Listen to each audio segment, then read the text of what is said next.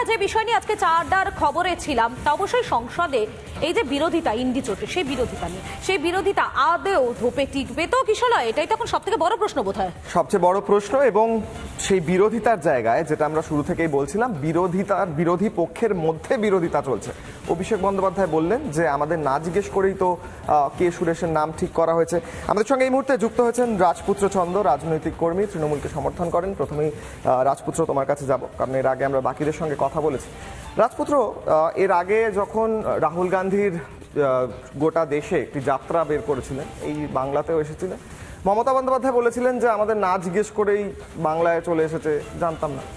কালকে অভিষেক বন্দ্যোপাধ্যায় বললেন যে আমাদের না জিজ্ঞেস করেই কে সুরেশের নাম ঘোষণা করে দিয়েছে। মাঝে মাঝে কষ্ট হয় যে এই কংগ্রেস এত তোমরা সমর্থন করার চেষ্টা করছো, এত জোট জোট বলছো, গিয়ে বৈঠক করছেন অভিষেক, বারবার ফ্লাইটে করে যেতে হচ্ছে, প্লেনারে তো টিকিট লাগে, তো সেখানে দাঁড়িয়ে এরা না জিজ্ঞেস করেই সব করে ফেলছে, বড্ড বাজে ব্যাপার। কিছু এই যে ডিফারেন্সেস অফ ওপিনিয়ন, কিছু ডিফারেন্সেস অফ ওপিনিয়ন কিন্তু গণতন্ত্রের রিফ্লেকশন। যেমন ধরে নিচ্ছে very healthy sign for democracy যে আমরা দেখতে পাচ্ছি যে এতদিন পর জাস্ট এ মোমেন্ট, এতদিন পর আমরা দেখতে পাচ্ছি একজন বিরোধী দলনেতা পেল লোকসভা। আস্তে আস্তে ভারতবর্ষের বুকে যে গণতন্ত্র প্রায় লোপ পেতে বসেছিল নরেন্দ্র মোদী সরকারের উৎপাতে, সেই গণতন্ত্র কিন্তু ক্রমশ ফিরে আসছে। এবার ইন্ডি জোটের মধ্যেই তো গতকালকে সংসদের সামনে আমি এক্স্যাক্টলি এটারই উত্তর দিচ্ছি, জাস্ট মোমেন্ট।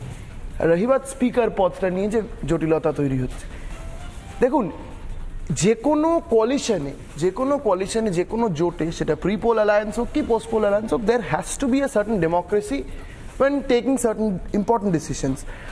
সেই ধরনের ক্ষেত্রে এটা ইউনানিমাস ডিসিশন ছিল কিনা সে সম্বন্ধে কিন্তু প্রশ্ন এসে যাচ্ছে। কারণ কংগ্রেস এর আগেও আমরা দেখেছি, কেন জানি না, নিজের ডিসিশনটা চাপিয়ে দেওয়ার চেষ্টা করে। এখানেও আমরা দেখেছি অধীর চৌধুরী যখন নির্বাচন লড়েছে, অধীর চৌধুরীর ক্ষেত্রে তৃণমূল কংগ্রেসের প্রথম দিক থেকে কোনো রকম আক্রমণ না থাকা সত্ত্বেও অধীর চৌধুরী বলেছেন এখানে বহরমপুরে চ্যালেঞ্জ করছি মমতা বন্দ্যোপাধ্যায়, অভিষেক বন্দ্যোপাধ্যায় এসে লড়ুক, জিতে দেখাক। অধীর চৌধুরীর এই আচরণটা, যদিও মল্লিকার্জুন খার্গে সেটাকে পরে আপত্তি জানিয়েছিলেন, কিন্তু তবুও এই জিনিসটাতে বোঝা যায় যে কংগ্রেসের মনোভাবটা কি। আজকে দরকার বলে কি তৃণমূল আমি একটা বিষয় রাজপুত্রকে না বললেই নয় কিশোরয়, এই যে আপনারা বলছেন এই কথাগুলো, এগুলো কিন্তু সাধারণ মানুষ শুনতে পাচ্ছেন। এবং আপনারা তো লোকসভা নির্বাচনে যেদিন ফল ঘোষণা হয়েছিল সেদিন বড়াই করে বলেছিলেন যে সাধারণ মানুষ চাইছে না এই সরকার, অর্থাৎ নরেন্দ্র মোদী সরকারকে চাইছে না, তার জন্য ইন্ডিজোট। কিন্তু আপনাদের মধ্যে যদি ঘরেই যদি এত কোন্দল থাকে, তাহলে সাধারণ মানুষের জন্য কিভাবে দাঁড়াবেন? আমি ডিসক্লেমার দিলাম যে কিছু ডিফারেন্সেস অফ ওপিনিয়ন গণতন্ত্রের প্রতিফলন। আজকে এই ধরনের হেলদি লড়াই কিন্তু গণতন্ত্রের প্রতিফলন।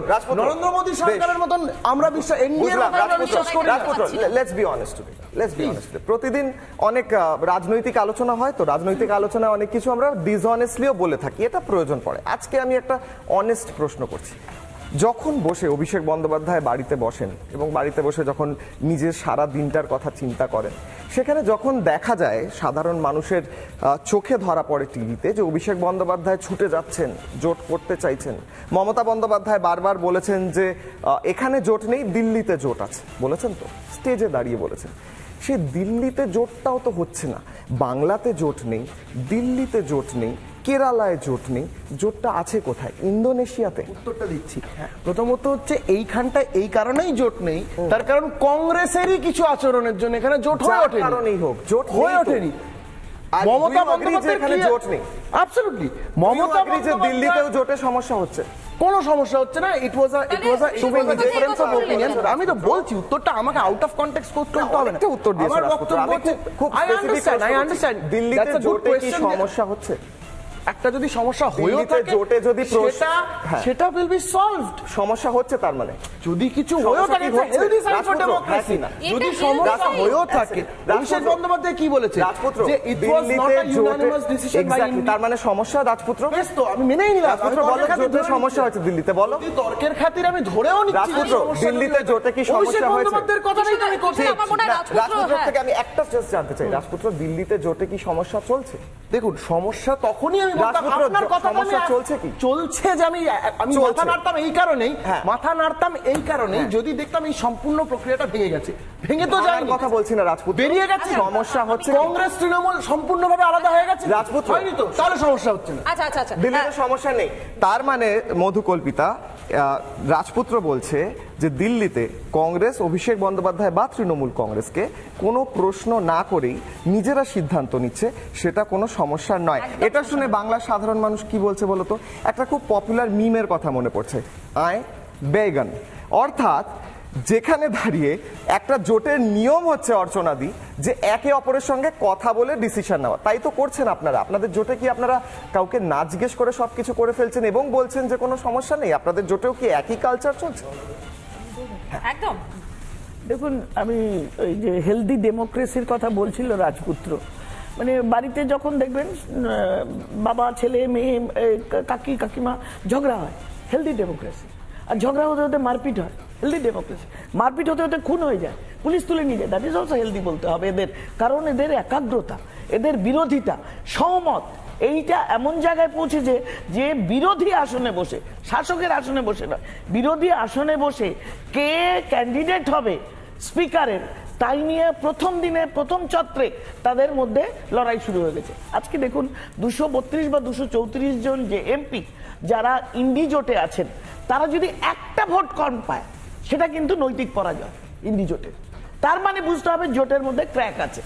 এবং এই জায়গায় দাঁড়িয়ে শুধুমাত্র বিরোধ করতে হবে বলে আমি পার্লামেন্টকে বন্ধ করে সময় পয়সা নষ্ট করে দেশের স্বার্থ ক্ষতি করে আমি একটা ভোট করবো, তা খুব ভালোই জানে ওরা যে এই যে ওরা স্পিকারের জন্য নমিনেশন দিয়েছে, যে ভোটটা হবে ইট ইজ ইউজলেস। কিন্তু ওই যে করতে হবে মোদি বিরোধ, ওই যে সৌগত বাবু বলেছেন এটা দেখাতেই হবে যে আমরা বিরোধিতা করছি। আমরা এতদিন পরে সংসদে ফিরেছি, সংসদে 10 বছর পর দলনেতা না রাজপুত্র, আমি অবশ্যই আপনার কাছে আমারও একটা খুব ছোট্ট প্রশ্ন রয়েছে। সংসদে 10 বছর পর আপনারা একজন বিরোধী দলনেতা পেয়েছেন রাহুল গান্ধীকে, কিন্তু এখানেই তো প্রশ্ন, কংগ্রেস চাইছে রাহুল গান্ধীর নেতৃত্ব, তৃণমূল চাইছে মমতা বন্দ্যোপাধ্যায়ের নেতৃত্ব। সে কারণেই কি স্পিকার পদ নিয়ে, এক মিনিট, সে কারণেই কি স্পিকার পদ নিয়ে এই টানাটানিটা চলছে? আমাকে একটা কথা বলেন, এর মধ্যে কি কোনো অপরাধ রয়েছে? এটাই তো একটা সুস্থ গণতন্ত্রের পরিচয়, সবাই সবার আলটিমেটলি কাটটা মনোনীত হবে। অনেক সুযোগ দেব, অনেক সুযোগ। অভিষেক না রাহুল গান্ধী, সেটা বলে নাও। আমি দুজনকে বলার সুযোগ দেব। এই মুহূর্তে আমাদের সঙ্গে সুকান্ত বাবু রয়েছেন। সুকান্ত বাবু, একদিকে দেখা যাচ্ছে যে রাজপুত্র একটা হেলদি ডেমোক্রেসির কথা বলছে, কোনটাকে হেলদি ডেমোক্রেসি বলেন বলুন তো? এই যে সংসদে দাঁড়িয়ে সরকারের বিরোধিতাকে করাকে হেলদি ডেমোক্রেসি বলা হয়, নাকি ইন্ডি জোটের মধ্যে যে বিরোধিতা চলছে, ইন্ডি জোটের মধ্যে যে একটা টালমাটাল পরিস্থিতি চলছে, এটাকে হেলদি ডেমোক্রেসি বলে? কোনটাকে বলে বুঝতেই তো কিছু পারা যাচ্ছে না এখানে। আসলে ও খুব জেনারেলাইজেশন করে ফেলছে রাজপুত্র, যেটা হচ্ছে যে গণতন্ত্র মুচকি হাসছে ওর কথায়। কারণ হেলদি ডেমোক্রেসির অর্থ এই নয় যে নিজেদের মধ্যে অনৈক্য থাকবে এবং সেখানে তৃণমূল কংগ্রেস তাদের একজন প্রার্থীর কথা ভাববে বা তারা জানেই না কে সুরেশের নাম। এটাই তো সবচেয়ে হাস্যকর। সুতরাং এটা কোনো হেলদি ডেমোক্রেসি উদাহরণ রাজপুত্র নয়, আমি বলতে বাধ্য হচ্ছি। এবার ঘটনা হচ্ছে যে যেটা অনৈক্যটা বারবার ফুটে উঠছে, সেই অনৈক্যটা কিন্তু আরো বেশি সুদূর প্রসারী হবে। এবং এটা সুদূর প্রসারী কেন বলছি? কারণ প্রথমেই যদি এই ধরনের একটা অবস্থা হয় যেখানে এনডি জোট বলছে যে আমরা একটা সব দাবি তুলবো, মানুষের দাবি তুলবো, মানুষ আমাদের ভার্ডিক্ট দিয়েছে, তো মানুষ যদি ভার্ডিক্ট দিয়েই থাকে তাহলে তো বিরোধী দলনেতা হিসেবে অনেক কাজ করা যায়। এই ডেপুটি স্পিকারের জন্য এত লালায়িত কেন, এত ধরনের বিষয় কেন?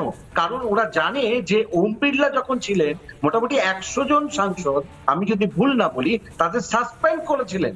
কারণ কেন? তারা পার্লামেন্টের গরিমা নষ্ট করতে